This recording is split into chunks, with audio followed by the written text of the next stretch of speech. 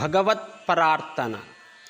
హే శ్రీకృష్ణ, వెన్న దొంగ, పరాయిళ్లలో నీవు వెన్న దొంగలిస్తూ ఉంటే అది వారి జీవన ఉపాధికి కష్టం ఏర్పడును, తద్వారా వారు బాధపడుదురు. కావున నా మనస్సులో అసూయ ఉన్నది, అది దొంగలించరాదా స్వామి? రాగం, క్రోధం, ద్వేషం అన్న అరిషడ్వర్గాలు ఉన్నవి, అవి దొంగలించరాదా? గత జన్మల పాపాలు చాలా ఉన్నవి, అవి దొంగలించరాదా?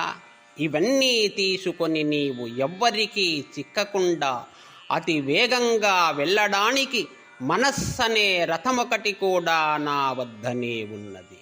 దానిని తీసుకొని మీ ఊరు వైకుంఠానికి వేగంగా వెళ్ళవచ్చు స్వామి. రమ్ము, తొందరగా రమ్ము తండ్రి, రమ్ము.